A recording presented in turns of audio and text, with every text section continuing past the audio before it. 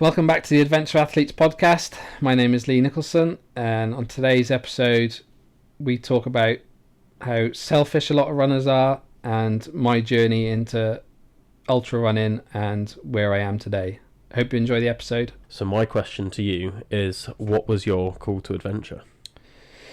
I suppose it was gradual, really. Like, I didn't start running until 2019. I'm 37 now, coming up, so I was in my 30s before I started running, and so I only started really just because I wanted to get a bit of fitness, because I had a pretty sedate job where I was just sat on my arse all day in a machine. I used to play football when I was younger, but I'd stopped that. We'd had our first daughter and she was just about to turn one in the February of 2019. And I just thought I just need to do something just to move my arse really and just get going. But I'd always hated running. I'd always thought it was just the most boring thing in the world. But I think it was probably because I was just so unfit and it was just hard, really hard. And I remember going out when I first went out in 2019. It was like an unofficial New Year's resolution kind of thing. So I started in the January of 2019. I thought, well, I'm just going to give it a go. Just bought some cheap trainers and I had sad shorts and t-shirt, and I thought, right, let's go out. And those first few runs, God, I remember them being so hard, just at 1 or 2 miles, and my chest, like, it was a really cold winter, and I just remember my chest burning, and I just felt awful, and I just thought, why would anyone want to run? Like, it's crap. It's really bad. But as time went on, I kept up, and as time went on, then you just get fitter, and you kind of realise then, the benefits of it, and it's not so much of a chore then, it becomes a bit more enjoyable. And it was just the simplicity of running that I fell in love with, I think, because you can just get your trainers on and go out the door. And so, like, that first 6 months to a year, probably in 2019, as I got fitter, I entered my first race in the July, which was just a 10k trail race, and of course you get the first medal and you just think, oh yeah, that's, it's the best thing in the world, isn't it? Just that feeling of just completing that and, being with other people, like-minded people, and that racing, that competitive spirit, which I've always had, whether it's just doing something for myself or with other people, playing bloody board games with the kids or something like that. So that was quite nice, and it just unlocked a little bit of something different in me, I think. But then through that 2019, it was just like 10k races. I'm not sure if I think I did a couple of half marathons as well, but it was all road stuff really. Did Cardiff 10k, I think I did Cardiff half that year as well, maybe, and Ealing half marathon down London. And but it wasn't really probably until 2020 that I really got the running bug, because lockdown happened. I changed my job in January 2020, just before lockdown happened, and so I had a bit more time then, a bit more freedom to do things and get out running. And because with my previous job, like, I was probably out 11-12 hours a day. You come home, put the daughter to bed, have your tea, and then the day's gone. Like, you're out at 6 and back at 6. It was hard to fit it in. But then when I got this new job, I had a bit more flexibility. So then come lockdown, obviously everything was you were just at home, and I pretty much ran through that summer. I was running pretty much every day, and that's when I really got the bug then. Like, it was a nice summer. I remember from the Easter time on, nice weather. It was just a good excuse to get out, really, get out of the house. And of course it was quiet. It was lovely. It was almost perfect for running. And I was doing a lot of cycling as well then. But it was that year that I really got the bug, and of course then, I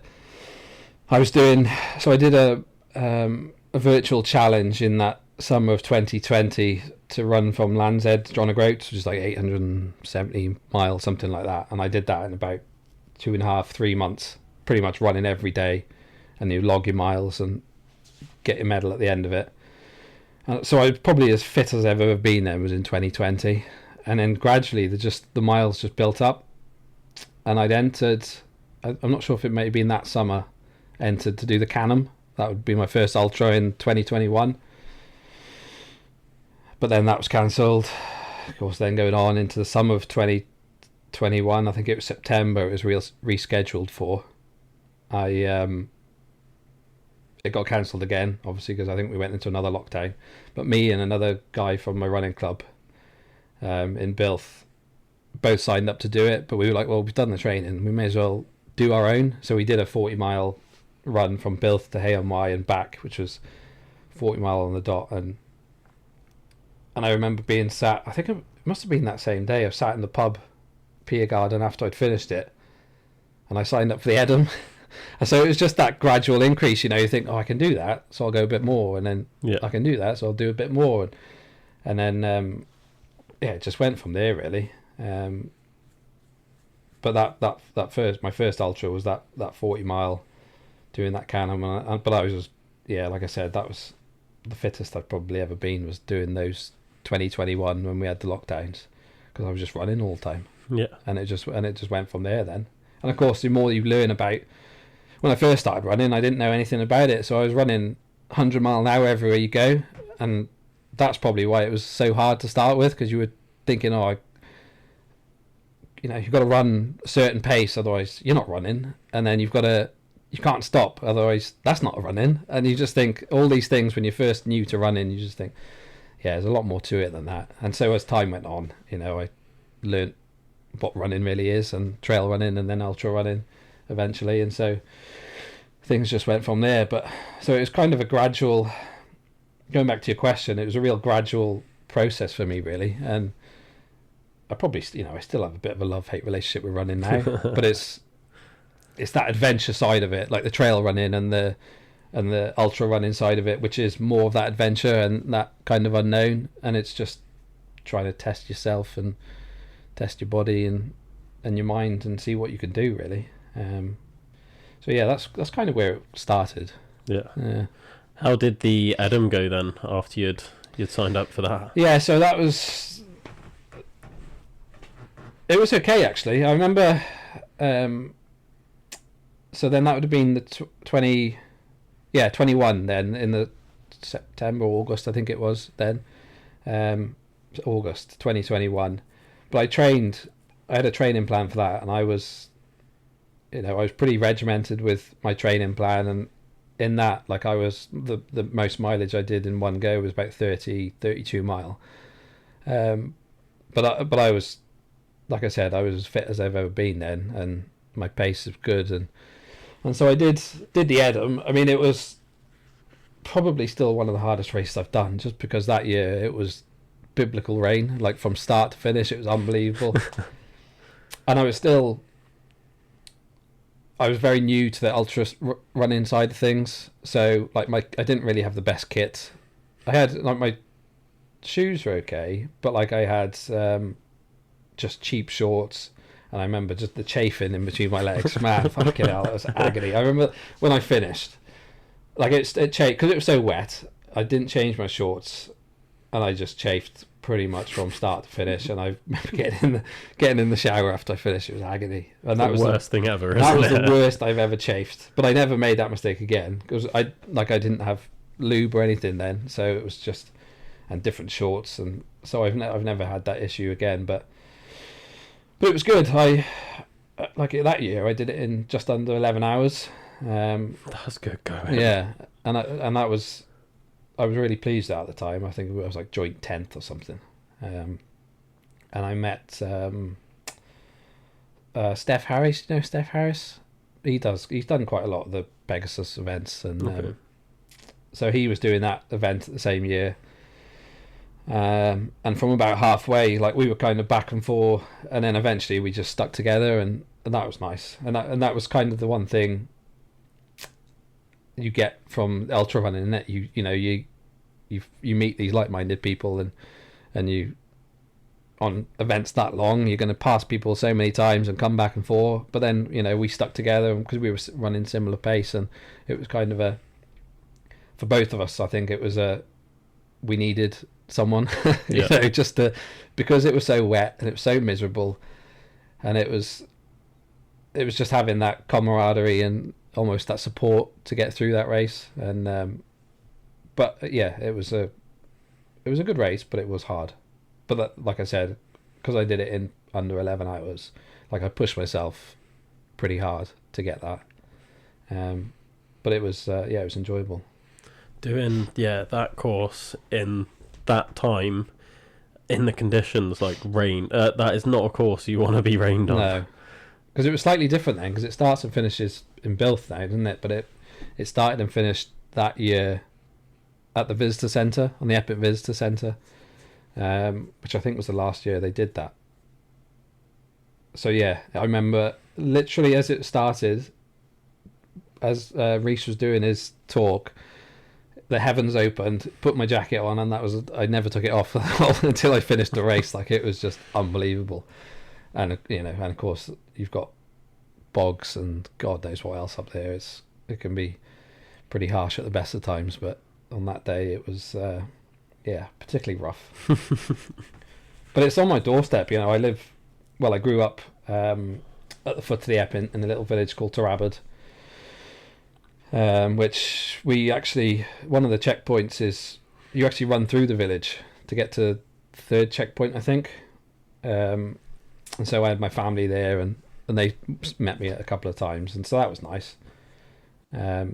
So it's it was almost like a home race for me, and now I just live in Newbridge on Wye, which is near Bilth. So again, it's on my doorstep. So it's kind of one I had to tick off, but yeah, it's one I said I'd never do again just because of how brutal it is. Because you think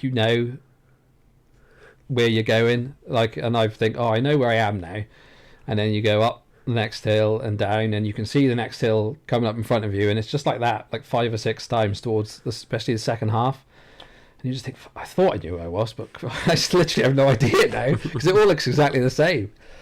But it did help having someone to run with, definitely. Yeah. But it was good. I did enjoy it, but I wouldn't do it again. What sort of kept you in running then? Because you said you always hated running. You thought you'd try it again. You've done your ultras, and you're still not 100% sold on it by the sounds of things. No, I don't know. I think it is I do enjoy it, but I have I'll have a block where I'll do 3-4 months training for an event, and when I've done that event, then I really struggle to keep my motivation to go again unless I've got something else planned. So I think I just have this bit of a love-hate. You've got the graph where you just have these peaks and troughs, and at the moment I'm probably on a bit of a peak because I'm training for the Bowham. And I know I've got something to work towards, and I've got a training plan, and I'm fine. But still, getting out that door some days, you think, can I really be bothered? But I've always, for me, because I've got another daughter now, so I've got 2 young kids under 7, and I've always been conscious about not making my running affect time with them and time with the family. Because obviously, it's school in the week, there's work in the week, and then you come to your weekends and you've got long runs to do, or you've got an event. So I've always been conscious about not having my running affect that too much. So a lot of my training is either in the week, it's either after the kids have gone to bed, or weekends. Then it'll be first thing in the morning before the kids get up, especially long runs. Because I don't want it to affect the time we have with them, because otherwise then my wife's just looking after the kids while I'm out running, and you can be gone 3.5 hours on a long run or something like that. Or I'll try and tie it in with, the other weekend we were going up to my mum and dad, so I set off early and I ran there, and then the wife followed with the kids in the car. So I try and tailor my running around them almost, and just around life and kids, because you've got to, especially when you've got 2 young kids. So I've always done that. I've done that from the start, really. So it's quite hard then to get motivated, especially to go out at night, when ideally I'd like to go out in the morning, but I just can't be asked to get up, to be honest. It's different now when the weather's like this, and the mornings are starting to get lighter, but most of the time You wake up, I it's struggle to get out raining, of bed. Yeah, you just look outside and you're like, it's so warm in bed. yeah, I know. And then, of course, then I like to have probably an hour before I go for a run, especially on a long run, so I can have breakfast, just chill out a bit, and not just get out the door. I hate just going straight out the door. Get up, get your kit on, and go, because I just think I just have no motivation, no energy to do it. Like I need to have something to eat, even if I'm going off like a 5-10k run. I still got to have that time to prepare myself. And so yeah, that's how I've always done my running. But yeah, I don't know. It's just, I suppose, if I've got an event that I know is coming up, then I'm fine. It's when I haven't got something planned, then I think it's hard then to think, well, why do I need to go for this run, kind of thing. That's why I need to have something in the calendar really throughout the year. But then you can have, like last year, I did quite a few events, especially early. The first 6 months of the year, I probably did. So I do 8 events maybe, like quite difficult events, and that was, I got to June then, and then I was just like, oh, I can't be asked to run at the moment, so I probably did a month or two of just nothing. Yeah. But sometimes I just need that just to reset, and then you just go again then and find something else to focus on and go for it. But I just love the simplicity of running. That's why I think I've always come back to it, and I always probably will now. It's just because I enjoy cycling, but it's all the kit that goes with it. It's expensive, and you've got to, it's not so easy just to go out for 20 minutes on a bike, because you think, what's the point? If you're going out on your bike, you've kind of got to do, like, I feel like you've probably got to do an hour at least. Otherwise, you get all that kit on, you go through all that hassle just to go out the door and come back. But with running, you can go and do 20 minutes, do a 5k, and you feel like you've still done something. Yeah. So that's, running is just the simplicity and the kind of the freedom of it, really. Yeah. That's what I enjoy, and that's why I probably keep going back to it. No, that's a fair reason. It is very simple, like you're saying with a bike. Like even after you get back, it's like, well, now I got to clean the bike, and especially mountain biking, you got to clean the thing, and you think, oh, fuck it. So it's like an hour's work for like half an hour ride or an hour ride. And you think, well, is it really worth all that? Is all that hassle? Yeah, running, just shoes on. Yeah, exactly. Out the door. Yeah. Doesn't even matter if they're muddy when you get back. Like, No. Leave them outside for a bit. Exactly, that's what I did. All my trail shoes, they just stay outside until they clean themselves. It's a good way. Stick them in front of the fire to dry off, and then Yeah. away to go. Oh no, yeah, really good way of doing it. Just people always moan about their stinking trail shoes. Just rain. Exactly. Let it rain on them. Yeah. They're gonna get wet when you run in exactly. the rain anyway. So Like, they're not going to rust. They're not going to, there's nothing that's going to really happen to them. They'll stay dirty, or they'll get clean, and then they're going to be dirty next time you put them on anyway. So that's the whole point of a trail shoe. yeah. So what did you then do after Edam? Like, where's it sort of led you? So what's I do after Edam? Where were we then? 2021. So I didn't really do anything more than that after the Edam. I did a couple of other ultras, but nothing as long as that, like 32 mile. I did the Rhythm. What else did I do? And I was just doing like local events, and nothing really as hardcore as the Edam. And then it wasn't until last year, no, it was 2024. Yeah, 2024, our running club had we're volunteering at the Edam again, because it's our local one. So we took over Checkpoint 3, I think it was, and we've done that for the last couple of years now.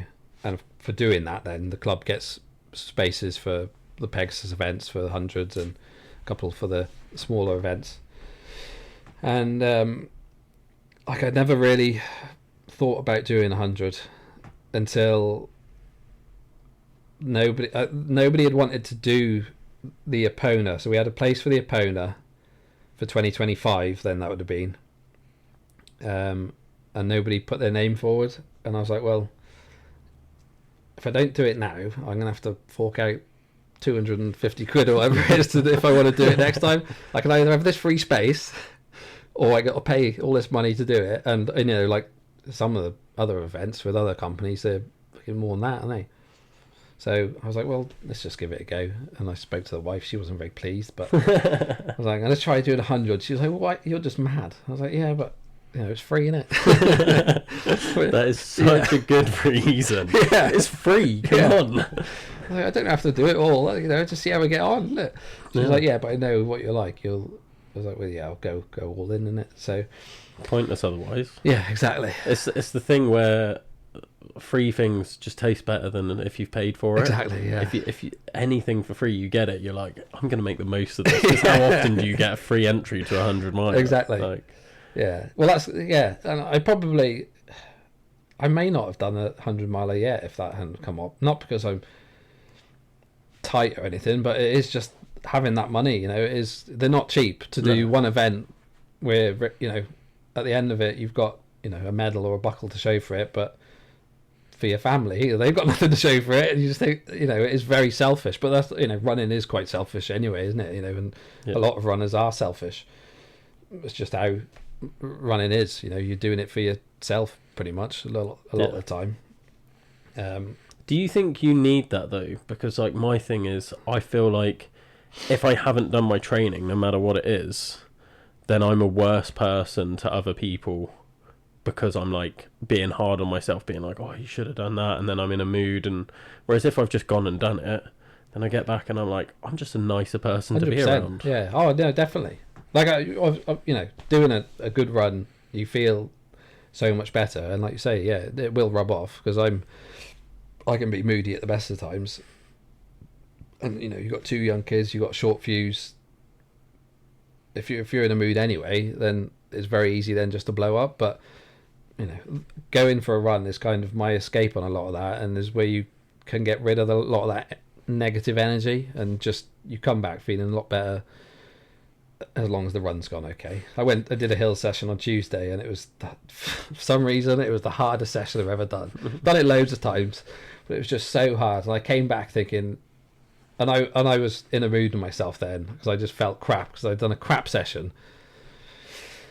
And I just thought, what is the point? Like, why was that so hard? I just couldn't put my finger on it. And then, but I went for a run then on Wednesday, the day after. I had an hour easy session to do. Brilliant, you know, no problem at all. And then you come back thinking, oh, it's just obviously a blip, you know, nothing to worry about. But then you feel good again then, and it's definitely having that. You know, I think you need to be a little bit selfish to be a runner. But like you say, it can have positive effects on, you know, other people around you as well, because of, you know, they just pick up on your mood and how you're feeling. But yeah, I try and limit how selfish I am a little bit. Like this year I haven't entered as many events because last year was quite heavy. I've got other things going on, holidays and stag do's and quite a few weddings, and so it's just not having every weekend where I'm either doing something outside of the family to do with my friends or something to do with running, because it can get too much then, and it's surprising how quickly weekends go if you're always doing something every weekend. And again, with my training being at night, or you know, trying to work it around the family, it's my way of trying to be unselfish about it, but still I am still doing it for me, really. You know, it's my escape, and it's my way of keeping fit, really. It is everything it's all encompassing. So then going on from 20, so I had that free space then. Nobody else had wanted it. I put my name down, but nobody else had gone for it for the 100. But because there was, I think we had a place for the wild horse as well, so a couple of people had put their name down for that. So nobody had wanted to do the 100, so I said, yeah, I'll do it, and we went from there. And then in October then 24, I was entered to do backyard ultra, my first backyard. So that was Manchester Backyard Ultra.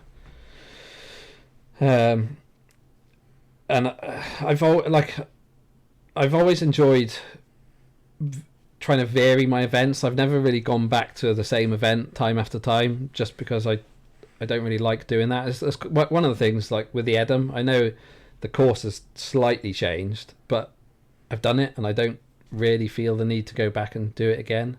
Yeah. Like, I did it in less than 11 hours. I'm never going to do it as fast as that again. So I've got no real pull to go back. And that's a lot of runs I do.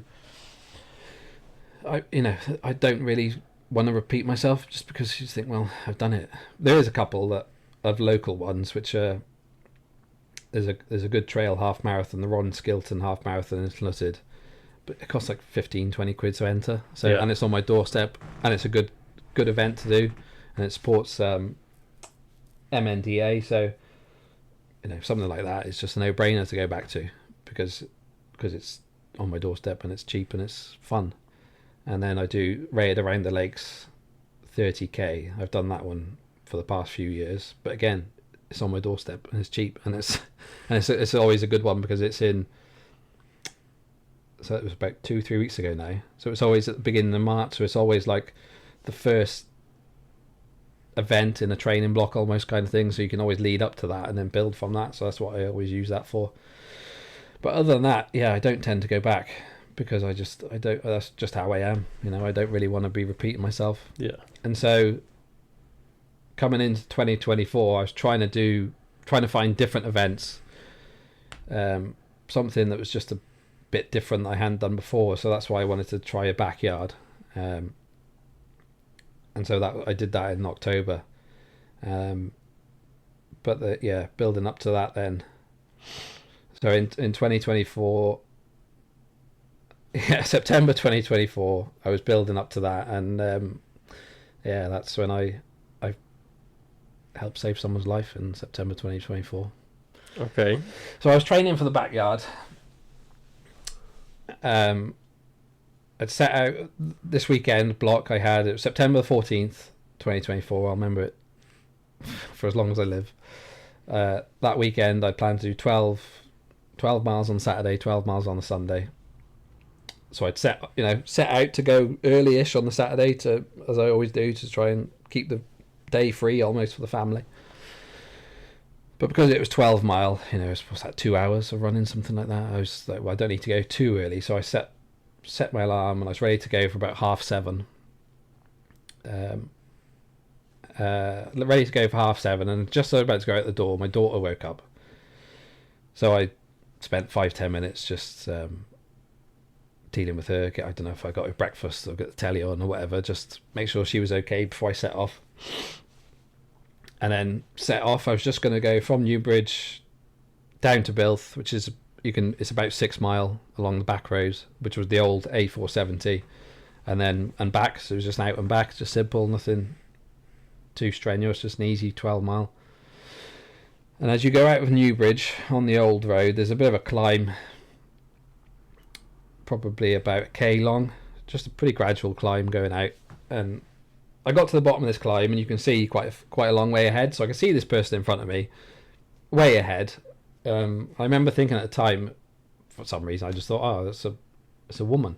I was like, okay. Didn't really think. So, and then I was trying to think, oh, who could it be? Who do I know who runs, and who could it be? And just these things that go through your head. So I set off.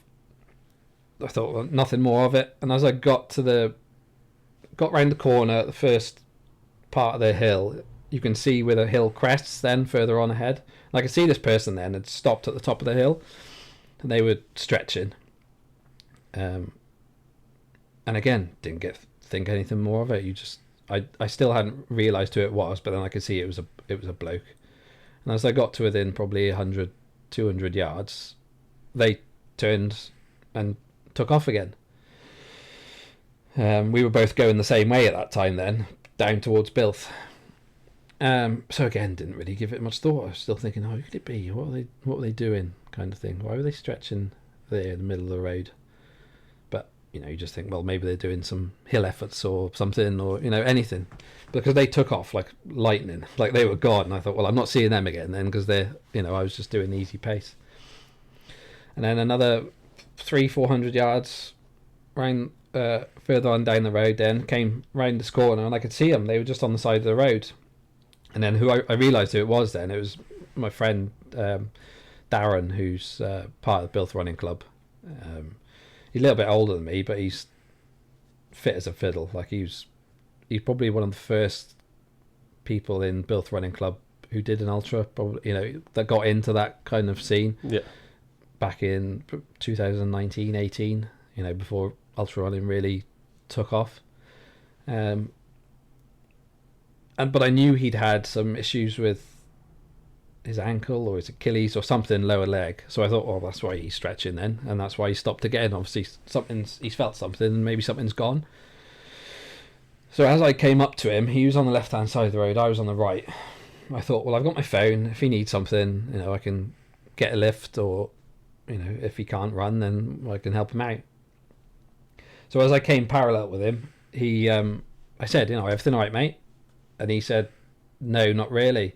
And as he said that, he went to sit down on the road, which I thought was a bit strange.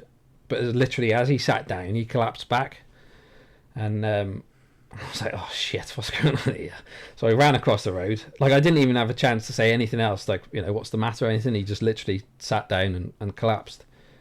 So I ran across the road, and I had my phone on me, so I was trying to get response from him. I thought maybe he's just fainted, and he smacked his head pretty hard on the road. He's knocked himself out or something. So I was trying to get response from him, shaking him and pressure points in the ear and giving him a slap and things, and there was no response. So I thought, oh, fuck, I'm going to have to phone the ambulance. And all this time I'm thinking, as soon as I phone the ambulance now, I bet you'll wake up and he'll be like, what are you doing? I don't need an ambulance. He was that kind of bloke. So I phoned the ambulance, and I remember saying, can I have the ambulance, please? And like almost looking for a response from him, because I thought, as soon as I say that now, he's going to say something. But no, there's nothing.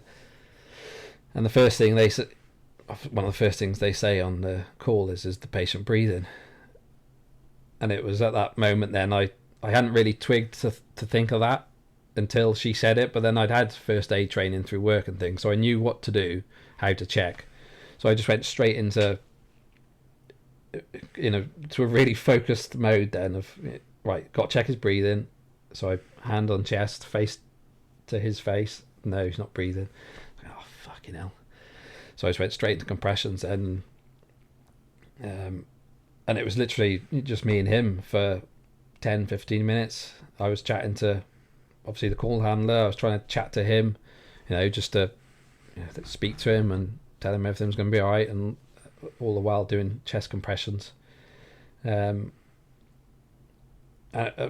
if you've never seen someone in that position who's going through cardiac arrest, like it's the agonal gasps, they call it, which I've heard of before, but if you've never seen it in real life, it's really disorientating, because it feels like they're trying to breathe, and it looks like they're trying to breathe. So the call handler was like, I was talking to him all the time, is there any response? And I was like, well, it feels like he's trying to do something. Like, it feels like he's breathing. So she was like, right, stop for a minute then, and see what happens. So this was probably after about 5-6 minutes. So I stopped doing chest compressions, and she said, is anything happening? He did probably 2 more of these agonal gasps, and then nothing, like just completely silent. And you could just see the colour drain from his face, just like an egg timer. It was unbelievable to see, like in real life, that actually it literally just went from, a nice colour to white. And I was like, oh no, he's not breathing. So I was straight on to chest compressions again.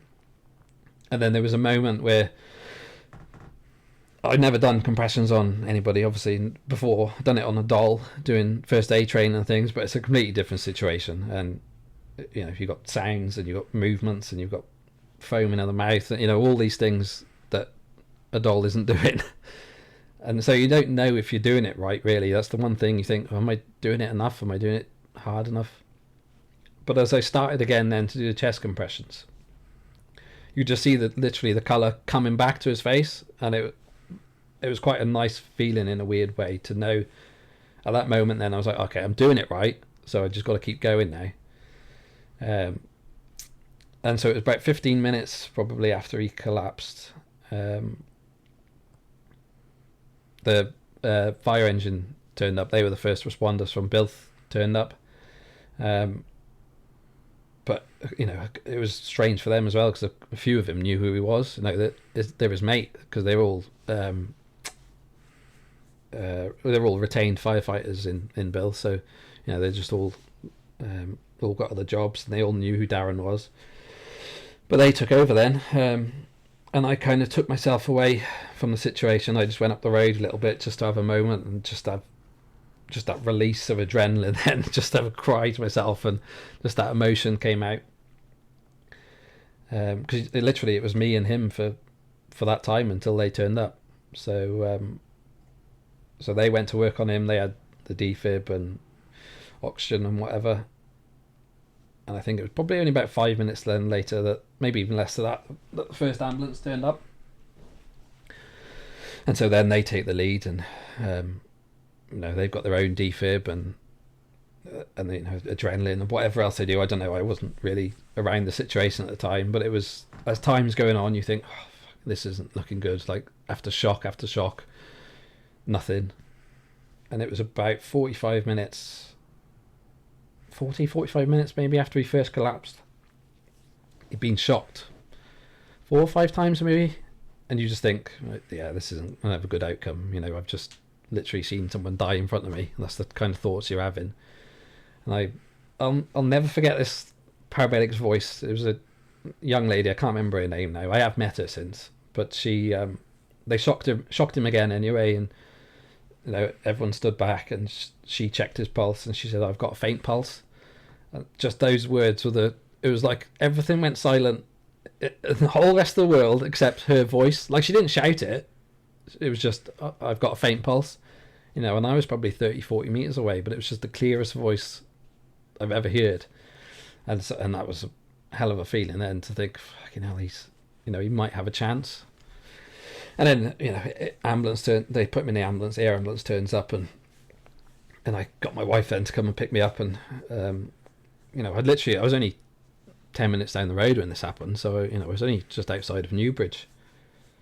And then it's just that whole day then was just a real weird feeling, because you just you've been through all that at 8 o'clock in the morning and then 10 o'clock I was taking my kids to a bloody birthday party, and you just think, none of these people here know what has just happened this morning, and everyone's just getting on with their life, and life does go on. But yeah, all for a day or two then, it was a weird feeling, almost like numb, because you didn't really know what to feel.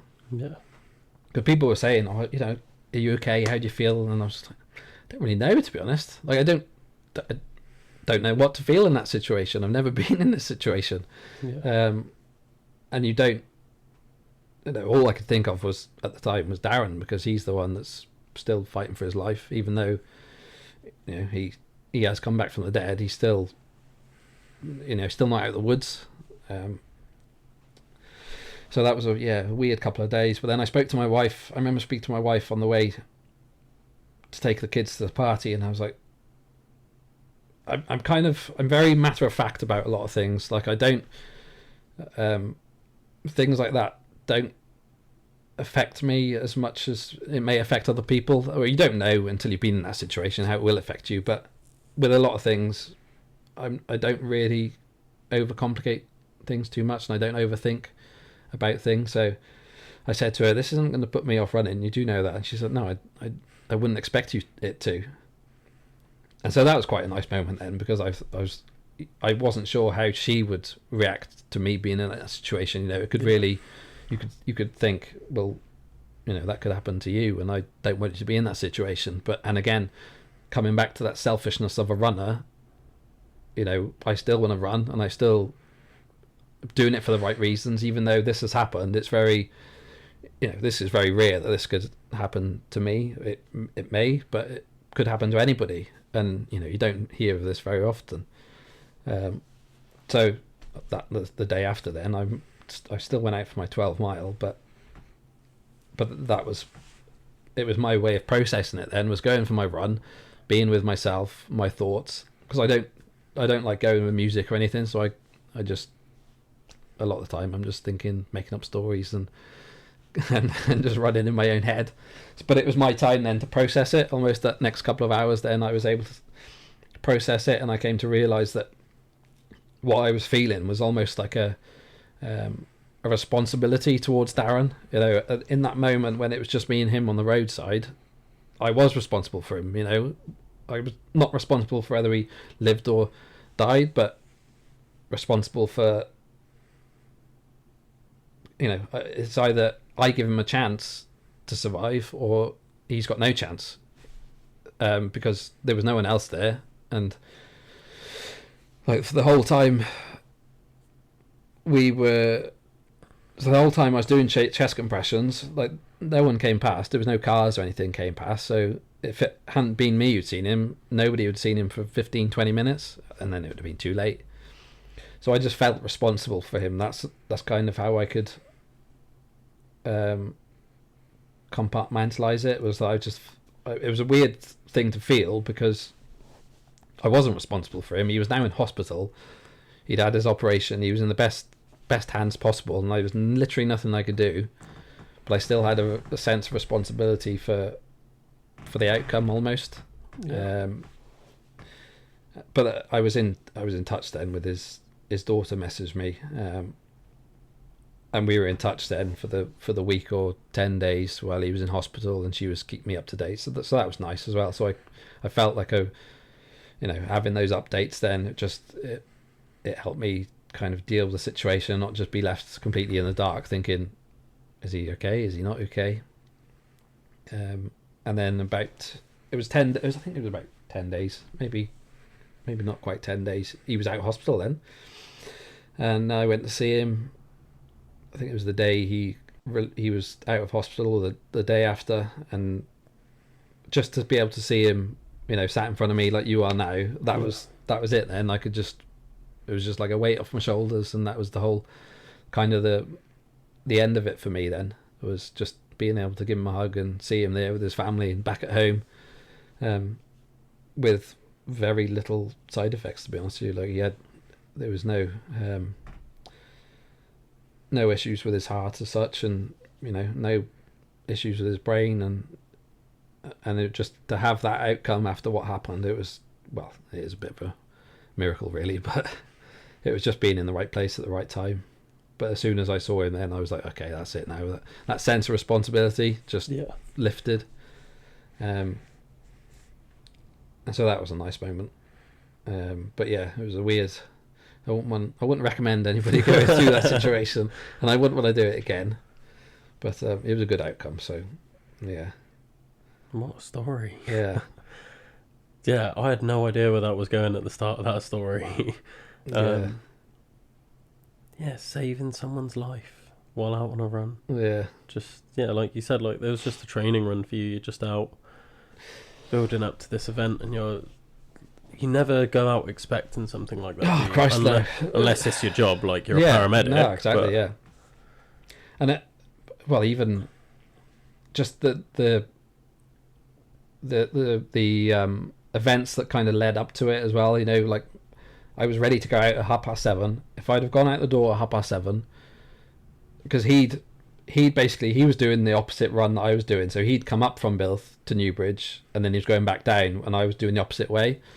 So if I'd have gone out at 7:30, like he would have probably still been coming to Newbridge as I was going. So we would have crossed paths as he was still running. So like I wouldn't have seen him, and just things like that. And then normally doing that run at that time, because it was all on road and I was just going down to Bilth and back, you think, there's plenty of people about. I'd never normally take my phone, but again, for some reason that day I took my phone. Just all these little things you think, God, if something had, it was obviously meant to happen that day.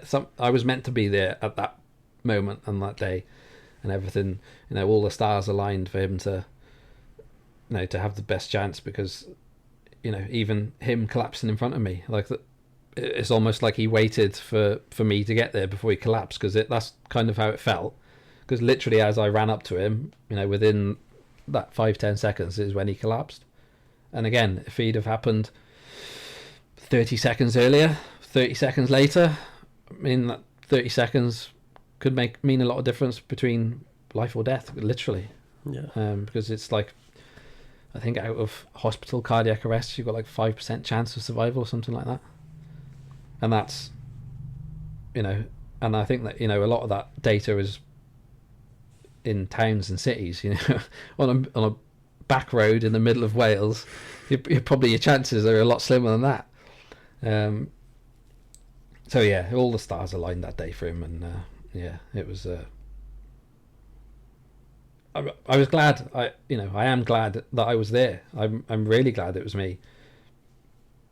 By the way that, like, I reacted to it and the way I dealt with it, because you don't know someone else in that situation. You don't know how they're going to deal with it. You don't know if they even know what to do. Like, if I didn't have first aid training and I had to be talked over the phone by someone how to do compressions, and you've never done it before, it might not make any difference. It might help, but just having that little bit of knowledge meant that I could be there, started chest compressions probably a minute or two quicker than maybe someone else who didn't have that knowledge. Or but at the same time, you don't know.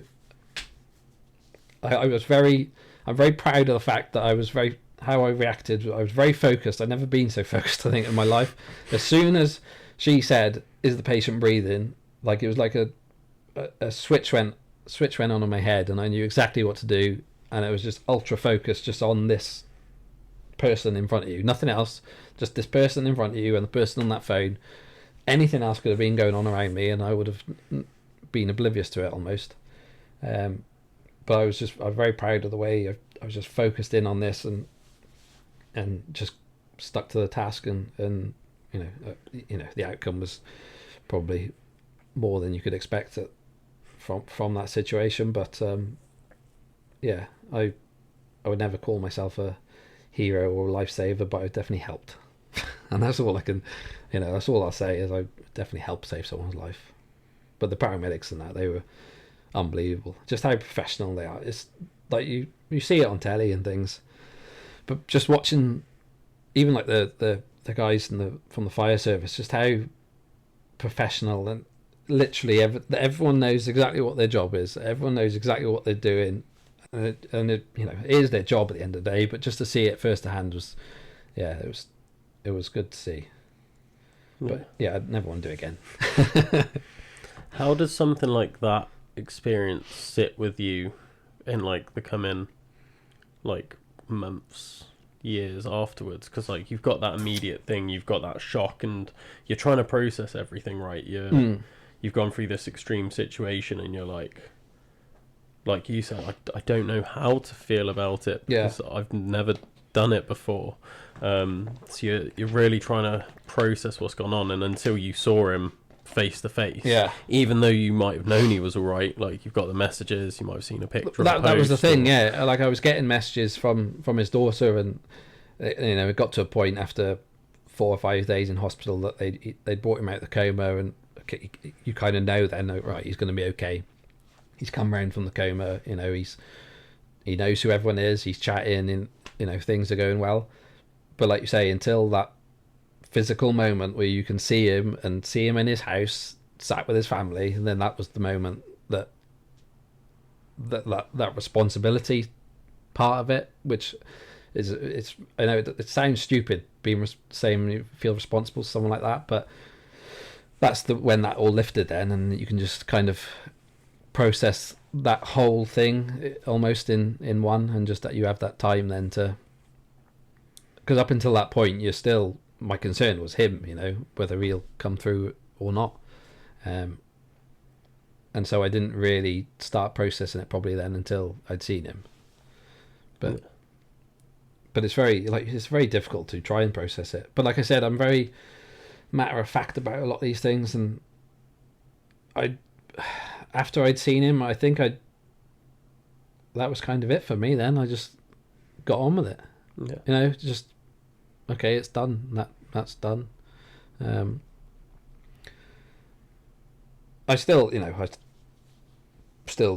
went to go and see him and see how he was getting on, and things like that. But then I didn't really the situation itself. I've probably spoke about it so many times with various people, and obviously everyone in the in the town and now wanted to talk about it, and so I think I've just spoke about it so much that it's just been a way of probably processing it myself, just going through it over and over again, and I think it's very difficult to say what I would have felt if the outcome would have been different, but fortunately I don't have to think about that because it wasn't, and so and obviously that helps. It was a good outcome, so if it had been a different outcome, then processing it I imagine would have been a lot more difficult. But like I said, as soon as I was able to see him, then that was kind of it for me, and just got to get on with life then. Yeah. It's mad to think about how common things like this are, and like you'll just never know. No. Like you said, you had to get back to your kids, take them to a party, and like you're just there like, what's gone on this morning? Exactly. And everything's normal. How's everything normal right now? Like, yeah, exactly. Do you guys not feel this as well? And and you just, if you was on the other side of that, right? Like if you were just someone else at the party and someone's gone through that, you might just look at them and be like, oh, they seem a bit off today. Yeah, exactly.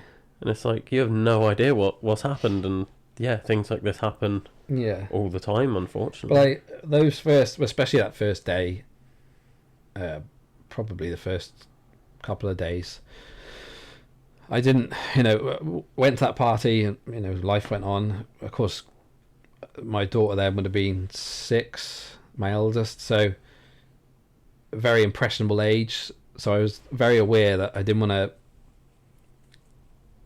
to speak about it in private, my wife and things, but for them, the party is everything on that day, and that's what they want to go to, and that's where they're gonna have fun. So you've got to get on with that part of life, and it's just it's that compartmentalizing different things, isn't it? So you just put like that situation with Darren that morning, right? I was put it to the back of your mind for this time while you're at the party, and because those kids are, they're enjoying themselves, they're laughing, they're having, thinking they're having the best time of their life, aren't they? So you kind of got to just put these things to one side and just get on with it, and not show too much. But then, even for those first couple of days, I didn't really want to talk about it too much because I felt like it wasn't, up until I saw Darren come out of hospital, his life was still in the balance. Even that first day, the first 2 days where he was still in a coma, he'd had his op to put a stent in, but those first 2 or 3 days while he's still in the coma, it's still, it's still life or death, really. Yeah.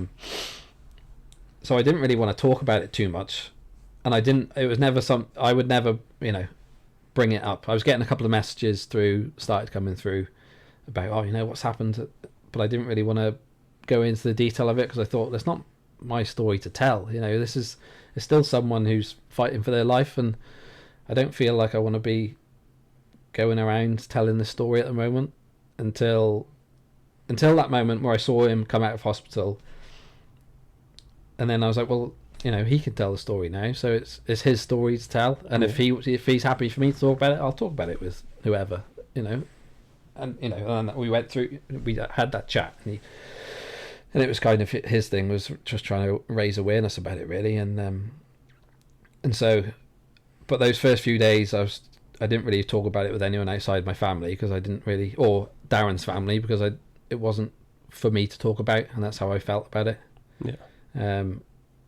Obviously now time's gone on and we've done interviews together, both of us, and with the papers and things and various things, but so he's happy for me to talk about it now, and so I will, but those first few days, like, it wasn't my story, and so I didn't really talk about it.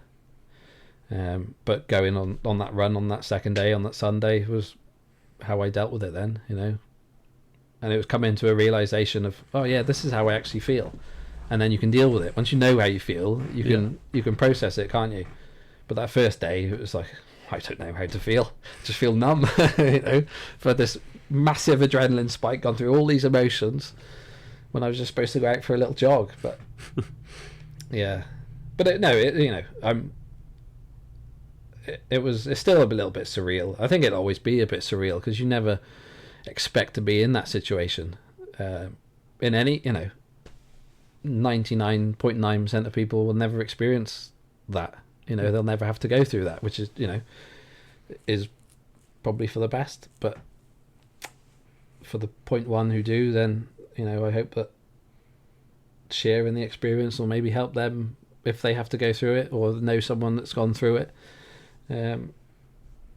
Because that whole after Darren came out of hospital, 23, so it was about 10 days. Like, he was adamant that he was going to get back running, and he didn't want this to. If he was capable, if he was physically capable, and the doctor said he could, then he wanted to get back to the life he had before, because it's not the running that almost killed him. It's it's a condition that was obviously underlying at some point, and it was gonna happen at some point. It just happened to happen then. Yeah. You never know what's going on inside. He was probably one of the fittest guys I knew. He didn't have an ounce of fat on him, and he, like I said, he'd done ultras, and he was running all the time, and cycling and walking. So you just never know. You never know who's going to happen to. Yeah. But it goes back to that.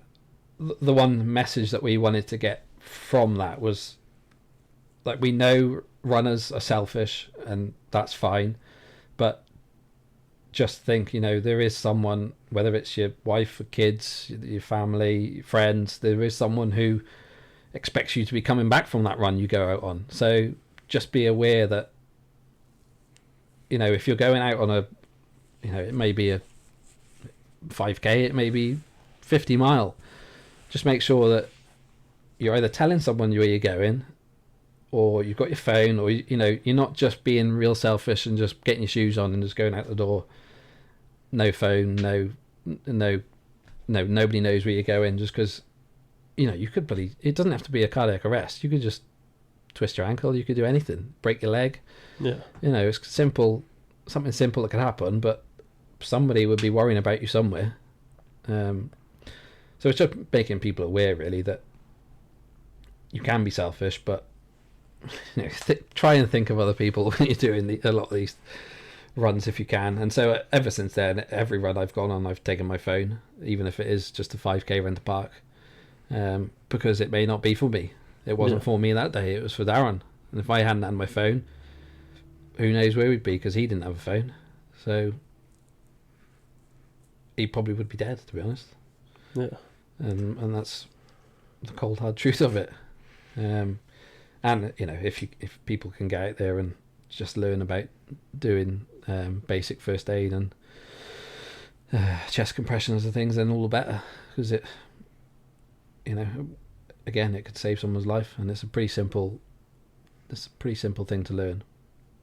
It takes 5-10 minutes of your day, and you can learn how to do chest compressions. So that was what me and Darren really wanted people to take from it. Just try and learn from it, but don't let it stop you. You still got a life to live, to go out there and live it, because he is now. His first run back was the Christmas Day that year, so it happened in September. He went for a run on Christmas Day with his daughter, and then last year he did the Howham, and he's had issues with his leg and stuff, but he's back running as much as he was back then. So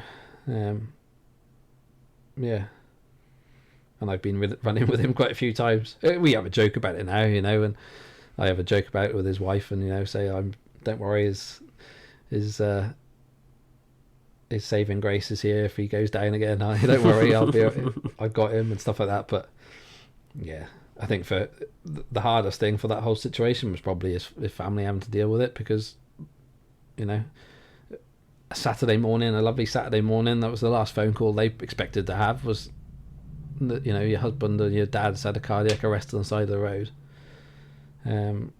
But yeah. Has that whole experience changed your sort of view on life at all? Like, how has it impacted you and your decisions? I don't think it really has that much. I think, I don't feel like it had too much of an effect. I think it was a case of, I've always been someone who, you know, you've got a life to live, so live it as much as you can, and to the best of your ability. And if you want to do something, then have a go at it.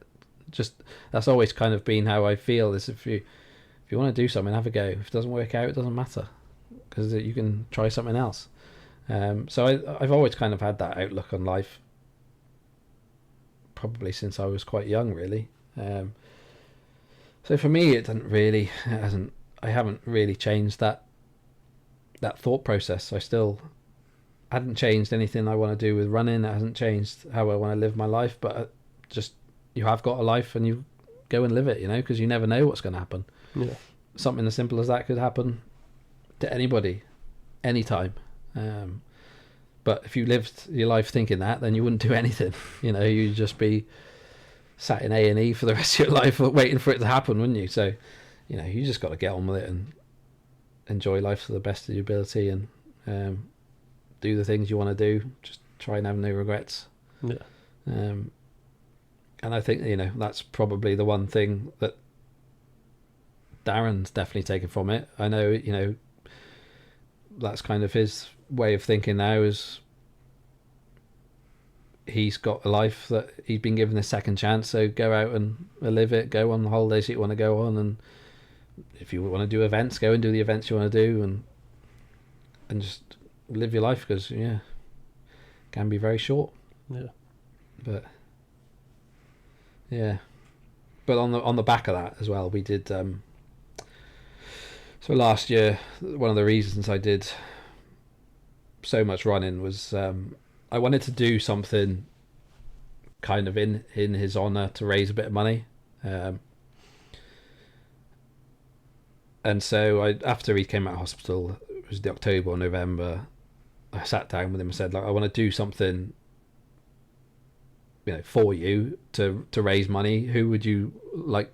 Who would be your charity of choice to raise money for? So, he said the air ambulance, which makes sense. Being in Mid Wales, it's vital, really. And of course, I had already had the freer place with the Epona. I'd got into London as well through the ballot last year. So I had London in the April to do, and I had Epona in June. And then I was thinking, well, if I do something in May as well, then I'll have like these 3 challenges over the 3 months, and I can make like a challenge out of it and raise money for charity. So I entered a 24-hour event. I can't remember the name of the company now, but it was along the Offers Dyke. Started up right on the north coast of the Offers Dyke, and you just run for 24 hours, get as far along the Offers Dyke as you can, basically. And so, but his daughter had a similar thought. Like, she wanted to raise money because she'd had a place for London as well, and she was going to do her first ultra I think she was doing her first ultra in June as well, in the Lake District. And so she was going to do it for the Air Ambulances UK. So we thought, well, we'll come together and we'll kind of do fundraise separately, but on Just Giving you can do like a team fundraising thing. So we thought we'll just band together and raise as much money if we can for Air Ambulance UK. So I was through Bilth Running Club. Then I got the coach Bob Smith helped me out start of January last year, and we just did this big training block really for April, May and June, and so it was pretty intense the first 6 months of last year, and I probably got a little bit burnt out after that, to be honest. But so we but between us, we raised over £12,500 for Oh wow. Air Ambulance UK. Yeah. So, but it was good. And I was doing events that I hadn't done before, and they were like I was going back to wanting to try different things. I know London, it's just a road marathon, but it's London Marathon. It's this biggest marathon in the world, and the 24-hour event, that was something I'd never experienced. But again, that was something a little bit different, a little bit quirky. I did it pretty much self-sufficient. There was a few checkpoints, but I pretty much did it all by myself. And then all led up then to the Epona in June. But yeah, they were very different events, very different outcomes for three of them. But it was all, it was all part of the fundraising. And yeah, I couldn't, being from a little town in mid Wales, you could never really think to raise that much money. But the community came together, and yeah, we raised a lot of money. That is a hell of a lot of money as well. Yeah. That is amazing that you managed to raise that much. Yeah. Yeah. But it was, like, I think the funny thing is, out of those three events, I think London Marathon was probably the hardest one. Really? Yeah. How come? Well, last year it was boiling hot in London, for one. And there was, 60,000 runners, whatever it is. But it's just the intensity of it. Like, it's so, I don't know if you've ever done it before, but it is just, I can't explain it. There was just people everywhere. Like, the whole route is just full of people spectating, which is unbelievable. But then you're surrounded by people the whole time. Like, obviously there's so many people in actually doing the event as well. Like, there's never a moment where you feel like you can just have a second just to breathe. And with it being so hot last year, like, I'd wanted to do sub 3:30 marathon. I trained to do that, but it came to about, I don't know, I was probably about 10 mile in, maybe not even that, and I just thought, this isn't going to happen today. It was just so hot. There was just no air at all in London that day, because it was hot, and there's all these people in all the buildings and everything, all the heat's reflecting. I just felt like I couldn't get enough water down me. Every stop I was trying to hydrate, and it was just wasn't enough. And so I just made the decision just to enjoy it, really, and get round. But it just is so intense.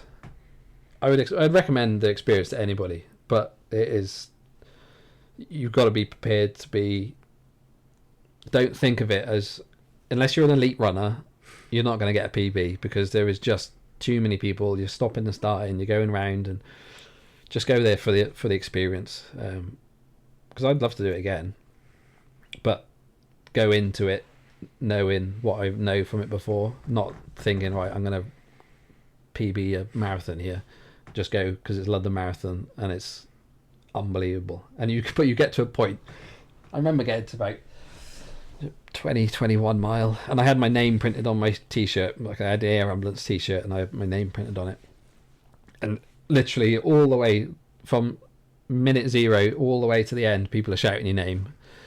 And I just got to a point, I was like, please stop shouting my name, because I just it's just overwhelming now. Everyone wants me to do well, and I just feel like I'm dying. I just want the ground to swallow me up for a minute, just so I can have just some peace. But it's incredible. But and obviously the sights, and going over London Bridge, Tower Bridge, and Cutty Sark, and all those iconic things. But it's just you past them before you can really think about it. Yeah. So if I was to do it next time, I'd make sure that you just enjoy the experience and not think of it as this is a marathon that I've got to go and run fast in. Because with all those people, it's very difficult to do that, because you can't find your own pace, even though you're with people who are of a similar pace to you. You do eventually find your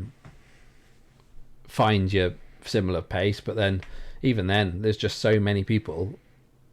It only takes one person to slow down a little bit, and then the whole thing concertinas, and you got to go round. But it was probably the hardest one, though, I think, out of the three, because the 24-hour event then did that in May, I think it might have been. It was only maybe 2 weeks after London, which, thinking about it now, wasn't enough time to recover. No, because London was so draining with the heat, and it's still 26 mile. At the end of the day, it's a lot in your legs. So I got to. So doing the office dyke, I only managed to do 19 hours. I pulled out after 19 hours. My quads were as tight as anything could ever be. Like, I could hardly move on a flat or downhill, but going uphill I was fine. And I just got to a point, I thought, if I carry on, I'm gonna injure myself, and I know in 5 weeks I've got the Epona to do, which was my main goal anyway that year. So I stopped after 19 hours. I still, I did 60 mile, 61 mile. But then I didn't really do much running then. Between the 24 hour, I pretty much had a week where I did nothing because my legs were knackered. Yeah. And my quads and hammies was just so tight. I did a couple of weeks of just light running, and then before the Epona, I pretty much had 2 weeks where I did nothing, and I think that was probably the best thing that could have happened, because I went into the Epona feeling like I didn't have enough training in my legs, but because I'd been training since January, I'd done this massive training block. Like, all the training was there. Yeah. It's just in your mind then, isn't it? My legs were fine, but I didn't know how my legs were going to react on the Epona after having what had happened in the 24 hours. But the Epona, I don't think the Epona could have gone any better. Like, that was the one race where I feel like it was almost like the perfect race for me. Yeah. Everything just fell into place. My nutrition was great, my hydration was great, my pacing was great, and I had my best mate joined me from Talabont Dam, which was checkpoint 4, something like that, and he ran with me through the night. So all that was perfect. Like, if you're going to do, and for anyone doing 100 mile, I would recommend having someone to run with at night, because it is the time where your mind can play tricks on you, and just having someone just to help you through, it helped me massively, because you can just focus on anything else then other than you're running. You just put your one foot in front of the other and you chat shit, and you just get through the night. But I just felt like everything was just perfect that day. Like, it was just, the weather was great. It wasn't too hot, it wasn't too cold. We had a little bit of rain at night, but I just and for it being my first event of that nature, like 100 mile, I don't think it could have gone any better, which was really pleasing. And I think having that 2 weeks of pretty much not doing anything before definitely helped my legs, because I remember getting to the second climb of the Sugarloaf, and then you've got that long downhill and all the way into Abergavenny.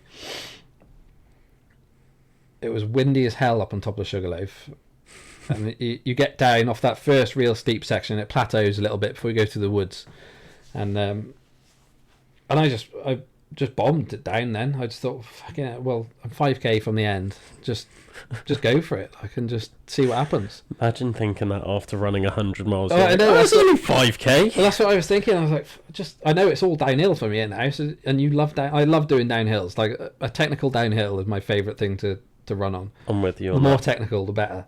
100%. And it's not the most technical down there, but it is. After running 95 mile, every stone, you got to pick your feet up, and it does get more technical. So I just pegged it, and I just remember just that last 5k was just fun. I just remember thinking, this is fun now. And I felt like I was running 100 mile an hour. I wasn't running that fast, but after that time it was quick. And so I get into the finish then. I think I was about 32 hours, just under 32 hours. I just felt good. I felt really good, and I'd never felt like as good as that after an event, I think, because you always have these things where you think, oh, I could have done this or I could have done that, but there was not one thing in that event I think, oh, I could have done that better, which was, it's an amazing feeling to have. Yeah. It was my birthday then, the day after the Epona, well, 2 days after. And me and my wife went for a 5 or 6 mile walk, and my legs felt brilliant. And I thought, how's this happened? Just ran 100 miles yesterday. Why do my legs feel so good? But yeah, so that was, but it was all building up to that last year, and then after that, then it was a bit of I had that 6 months of real intense training, and like my wife knew I was doing all this for charity, and we discussed it, and it was going to be intense, and there was going to be a lot of weekends where I was going to races because the coach wanted me to go and do. I did Llanelli half, I did Great Welsh half. I did these other events in between as part of my training, so there was a lot of weekends where I was running. So, but I'd already committed to it almost, and so I didn't feel as bad about doing it then. But it was all for the fundraising at the end of the day, and to raise as much as we did, it was made it all worth it, really. Yeah. Oh, that's awesome. That's such an experience to have for your first 100 miler as well, and then to have that purpose behind it as well. It's just that another level, another reason to get you through. Well, yeah, maybe thinking about it, that that was why it went so well. There was a reason for it, the reason why you're doing it, and it was to raise this money. And it was literally June the 22nd, was it last year, or June 21st, something like that. Well, I'd been fundraising since January, so I'd pretty much all that money in the bank anyway, which was for doing the 3 events, but the big one was the 100. And so I suppose there was a little bit of pressure on me to perform, and I put that pressure on myself because I hadn't completed the 24 hours. I felt almost like I'd not let people down, but hadn't committed. I hadn't done what I'd committed to do. So that the 100 mile, I was like, right, I'm not. Whatever happens, I'm getting through this 100 mile, and maybe. So there was a little bit of pressure on me to do that, maybe, but then I didn't put the pressure on myself in a way that, I knew I was going to complete it because for this reason, I had to complete it because I hadn't completed the last one. I wasn't going to fail again. And so I in a way there was pressure to complete it, but for me there probably wasn't the pressure because I knew I was going to finish it anyway, and it was just how I finished it, and the time wasn't really relevant. Obviously, you've got 50 hours or whatever you've got to complete it, so I knew the time wasn't an issue. It was just how I wanted to do it for myself. Yeah. And I said there was a couple of other guys Joe did it as well last year again, and a couple of other guys from Bilth Running Club who did it as well. And I purposely, they probably won't mind me saying it, they're generally a little bit slower than I would be, but I purposely stuck with them at the start for quite a few mile to hold back a little bit and slow myself down, because that's kind of how you've got to run these events. You've got to, you can't go balls deep in the first 10 mile, otherwise you'll, especially when you go straight up the Sugarloaf as your first 5 mile or whatever it is. Yeah.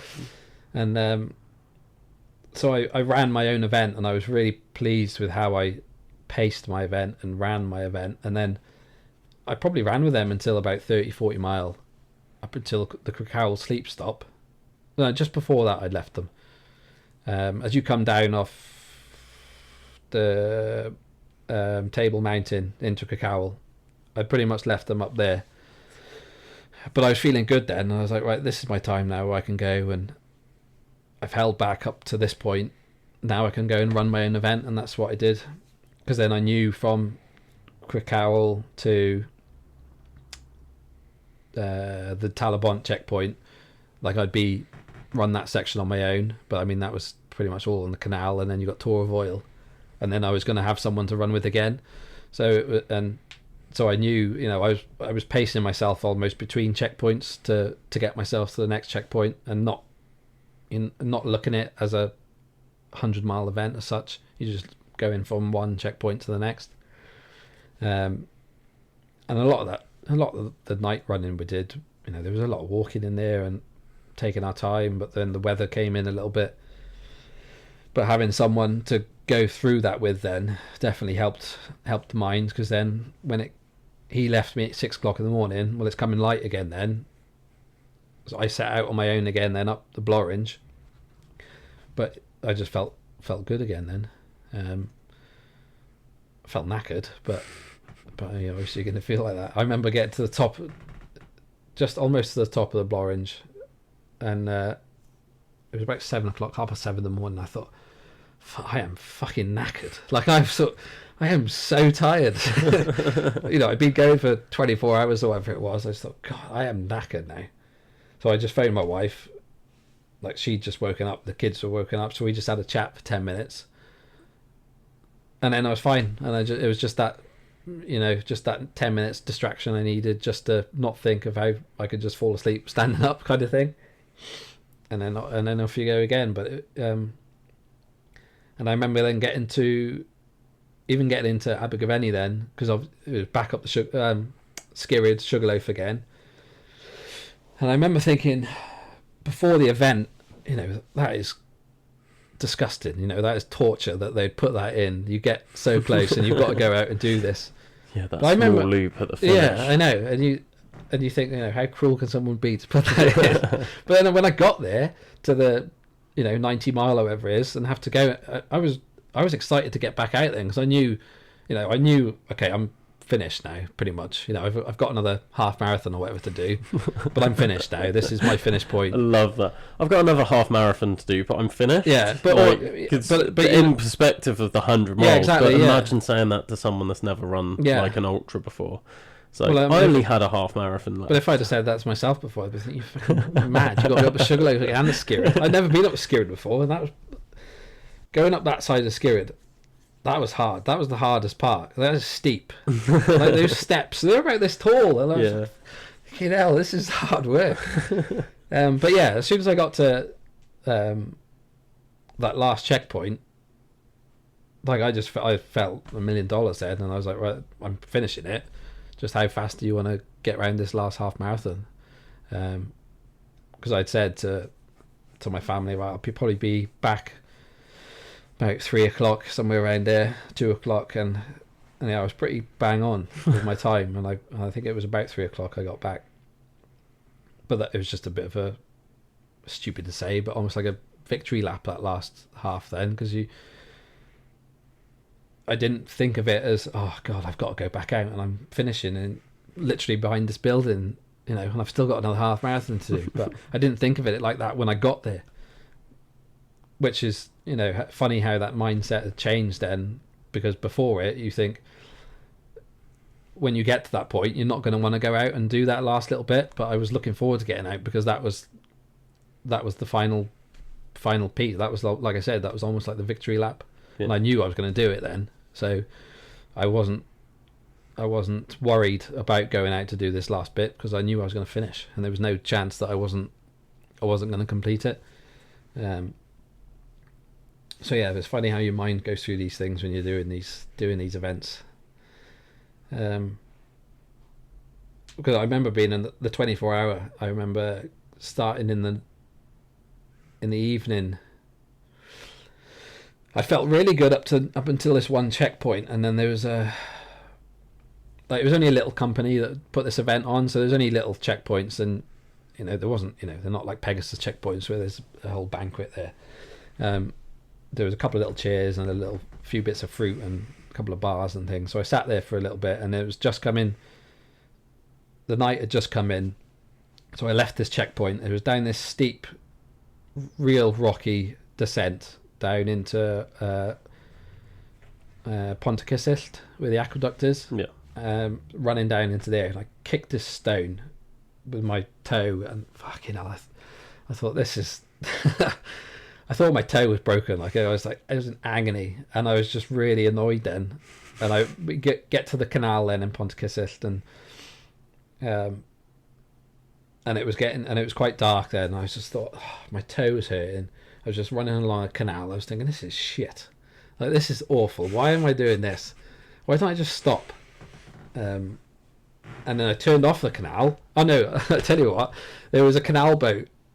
There was a couple of canal boats on the canal with obviously people are in it because they had their lights on. And I was thinking, I wonder if they would, if I knocked on their door now, would they let me in? would they let me have somewhere to sleep, or could I have a cup of tea? And I just go, all these thoughts go through my head, and then there was a load of benches as well, and I was thinking, I could just lie down there now and just go to sleep for a bit. But it was quite cold. I thought, if I do that, I'm just going to freeze to death.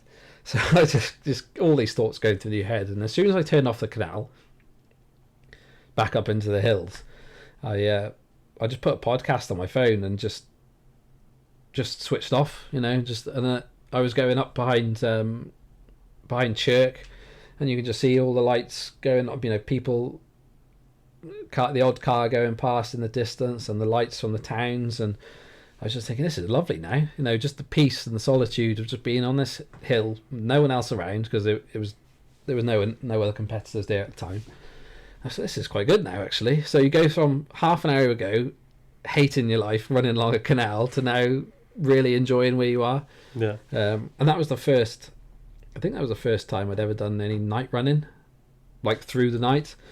But I loved it. I loved just that the solitude and the quietness and the just your own. I love being in my own head when I'm running. That's why I don't listen to music. I've started listening to podcasts a little bit, but I still can't listen to music. But I just love my own thoughts and making up stories and how I'm going to win the lottery and all, just all these random thoughts that go through my head. And in that moment, then when doing this 24-hour event, I just thought, oh, this is lovely now. No one else is. Everyone's in bed, and it's just me on this hill doing this event. This is great. And then my legs fell apart, but then that's a different story. My mind was still okay. It's usually the other way around, really. Isn't Yeah, it? I know. People's minds go, and they're just like, "Nah, I'm gone." Well, it was so strange because like we were going every uphill I was flying, like I was fine, and then as soon as it came to a flat or downhill, my quads were just in bits, and I was like, oh, fuck, this is every step was agony then going down. Yeah. And like as bad as I've ever had with my quads, but yeah, there we are. We live and learn. What's next for you then? I know you said you've got Bowen coming up, where I'll see you there. Nice. Other than that, what's this year got in store for you? So it's basically the Bowen, and I've signed up to the Devona as well, the new 100 with Pegasus. So I'm doing that last September. I'll see you there as well. Yeah. But other than that, I haven't really got much in between, to be honest. Okay. I'm doing in May. I'm doing a 10-hour endurance challenge, Limitless Trails event, just outside Talga. I think it's Mynydd Troedd. You basically just go up and down this hill for 10 hours as many times as you can. So I'm doing that in May, and then I had signed up to do Race the King 100k down Oxford way. Yeah. In June. But when I told the wife about that, she wasn't very pleased, so I've deferred that to next year. Because in May I'm going away to Morocco for a stag do. We're going to climb Mount Toubkal. Nice. So I'm doing that in May, and then in June my dad's taking me and my brother away to end of June, taking me and my brother away to France for like an adventure week to Morzine. So when I'd said I was going to do this 100k in Oxford, which is like the week before we go to France, she was like, no, because it's our anniversary weekend as well. And normally it wouldn't bother her too much because we don't really do much for our anniversary, but with the fact that I'm doing all these other things, she's like, no, you're not doing that. So I was like, okay, I'll do it next year. No, that's yeah, other than those three, really, I haven't really got much else, and I probably won't plan much else in, to be honest, just because I've got weddings and like I said, stag do's, and there's lots of other stuff to be doing this year. And because I had such an intense year last year, it's just quite nice just to have a year where it's not quite so intense. Yeah. And there's a few other local races I'll probably do later on in the year and things, but they're just as and when, really. You just kind of sign up on the weekend and go for it. Trail halves and things like that. But the Devona is going to be the big one for me. Nice. I'm a little bit unsure about that one because of the Epona went so well. I think, no, I can't. It won't go that well again, or the chances are it won't. Yeah. So it's how you deal with that. But it's on my doorstep. It's literally the start of it is, what was it, 7-8 miles from my house. So it was Run there for a warm up. Well, you could. There is a nice actually trail up to Ray though, where the start is from my house. We'll all come and park at yours. Yeah, there we are. Then, yeah, we'll run I down can charge together. for parking then as well. Make your money back in the entry. Yeah, exactly. Yeah. Sorted. Yeah, I've had to pay for this one. Thanks, Reese. But no, yeah. So that's my big focus this year. I know a lot of the area, where the run is going. I know a lot of the area as well. So it's kind of nice to get out there and do some localist trails, really. And I kind of couldn't not do it when it was so close to home. Yeah. But yeah, that's it really for this year, and 100 miles is as far as I'm going to go. Yeah. I won't do anything more than that. So no wild horse then? No wild horse. No, I got no interest in doing. Callan No, no. And I've got, for me,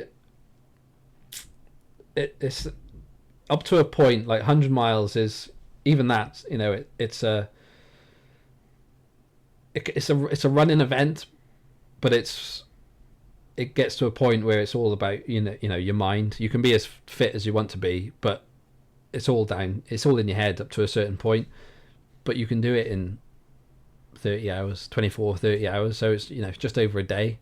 Yeah. But like the wild horse and things, where you're out 4 or 5 days, like that's, well, and Callan you're going to be longer than that. Like that's a commitment that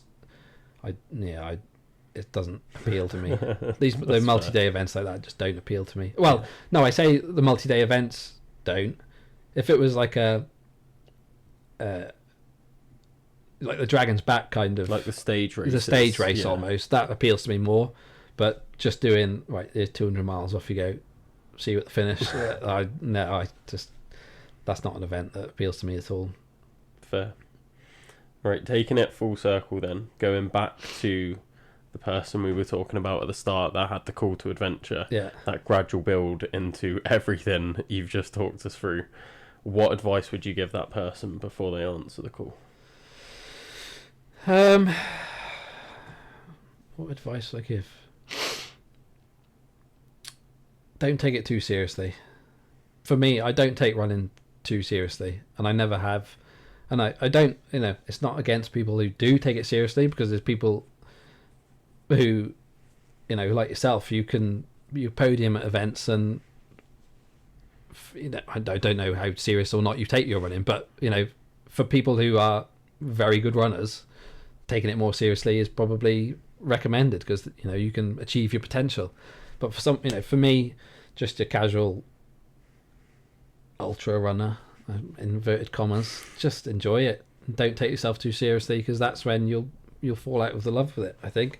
And that's probably why, when I have the peaks and troughs we were talking about at the start, I have to focus on an event, and I have to train for the event, but with a training plan. If I haven't got a training plan, I'm useless, because I can't motivate myself to go out.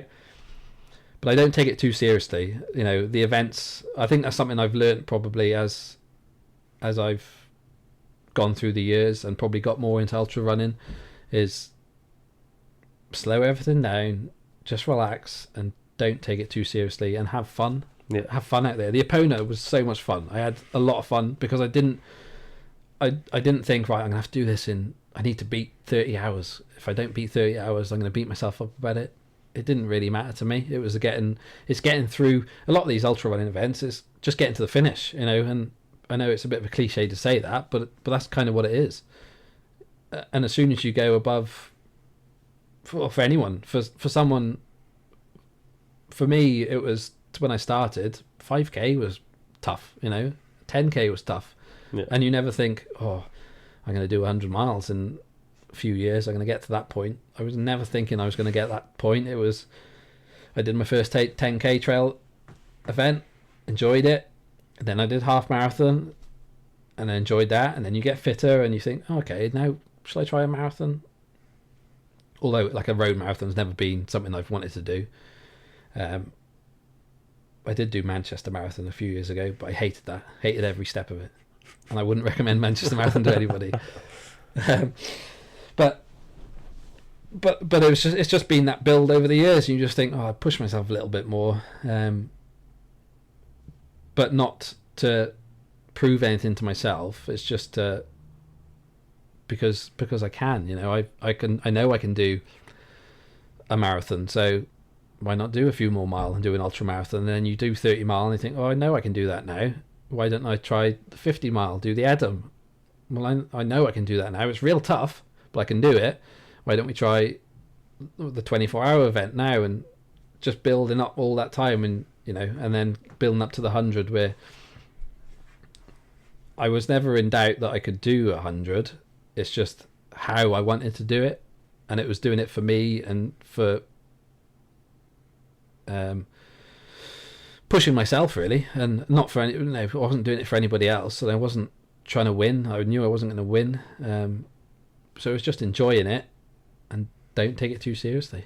Yeah. Obviously, the event itself, you've got to kind of, all these events, you've got to kind of take it a little bit seriously. You've got to make sure you plan properly and have the right nutrition and stuff like that. But that's all part of the process. I mean, that comes the if you get into that point on the day where you're still, you know, you're thinking, right, if I don't focus now because I'm going to get my nutrition wrong, then you haven't trained properly anyway, because you shouldn't be worrying about that really on race day, because you've already, you know, it's kind of second nature by then, and you've already been through all that process in your build up and in your training, where you've got your nutrition down, you know what works for you, you know what doesn't work for you, and then you can enjoy the day. That's kind of what all that training is for. That's what I think it's supposed to be for.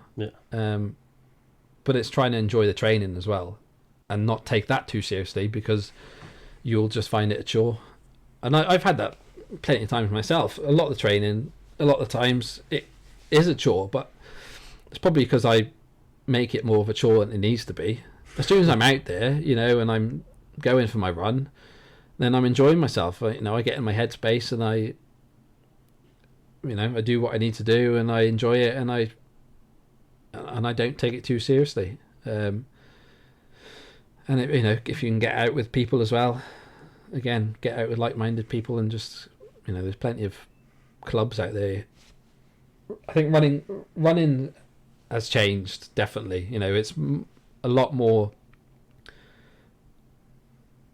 Maybe it's not so a lot more ultra focused, but ultra running is a lot more of a focus for running clubs. Where I think running clubs used to be for your marathon and down. You know, it was your road running. It was your it seems like a lot more social now. Yeah, exactly. Like, it's less about, right, we're gonna just push times. It's like, well, we're just gonna get together and run. Yeah, and I think that's why they've built up so much, is because of the social side of it, and that's what running should be about, and that's what ultra running's about. I think, unless you're an elite runner, then, you know, everyone's got their own means for why they run. But I think why running's got so big is just because it's the ease.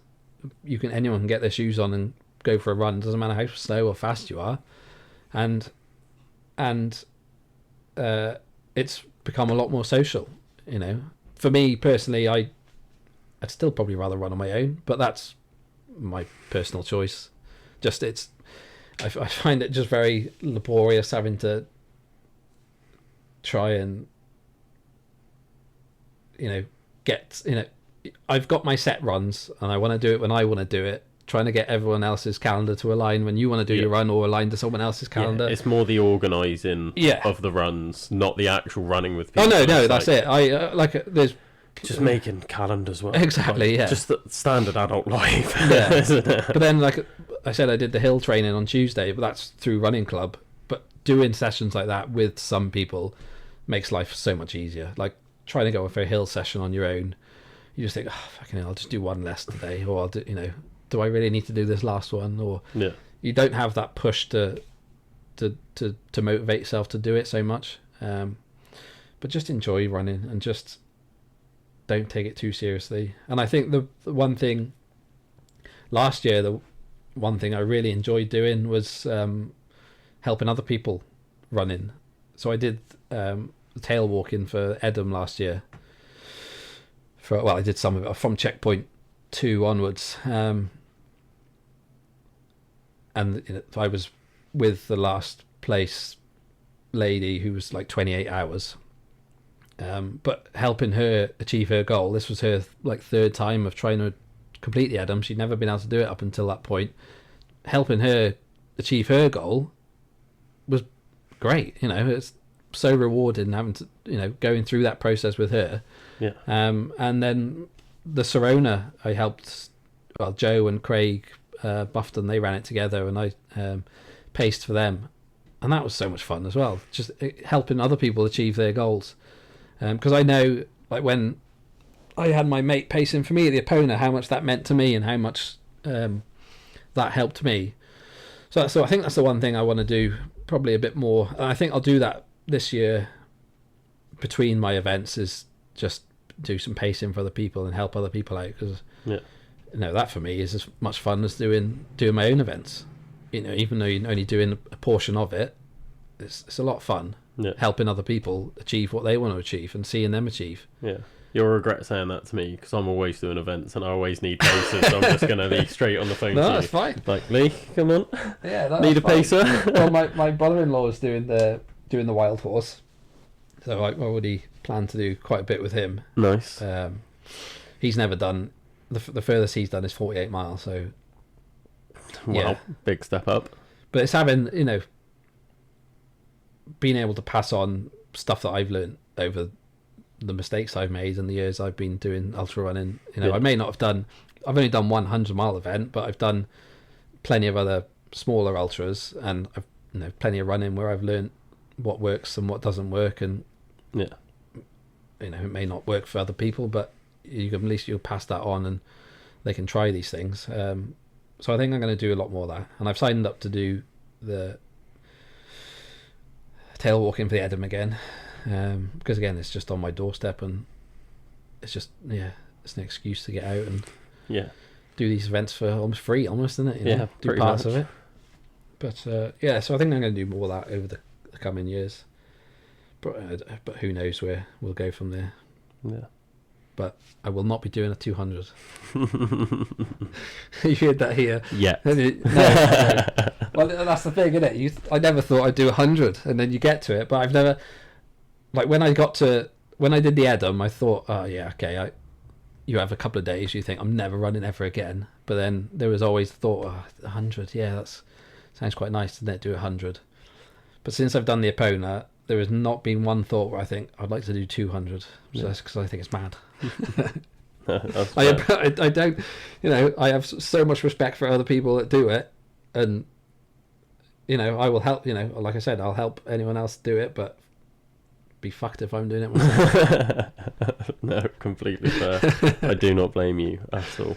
Well, thank you so much for coming on. Yeah, no I worries. really appreciate it. Thanks again for listening to another episode of the Adventure Athletes podcast. If you want to find out more about what we do at Adventure Athletes, head over to adventureathletes.co.uk and you can sign up to all of our events. You can sign up for coaching both in person and online. You can sign up for sports massage. You can sign up for outdoor activity days like the National Three Peaks and get guided by one of our expert guides. So just head over to adventureathletes.co.uk and don't forget to help us spread the word of the podcast. Give it a like, give us a follow, give it a share it with your friends, your family, your mum, your dad, your cat, your nan, everyone you can imagine, because the more views and the further we spread this podcast, the more I can keep this going. There's been a few times in the past 3 years where I've been so close to giving up, and it's all been made possible by you guys and your guest recommendations and giving us listens, giving us support so we can keep going. The more we can spread this, the bigger and better the podcast can get. Until next time, guys.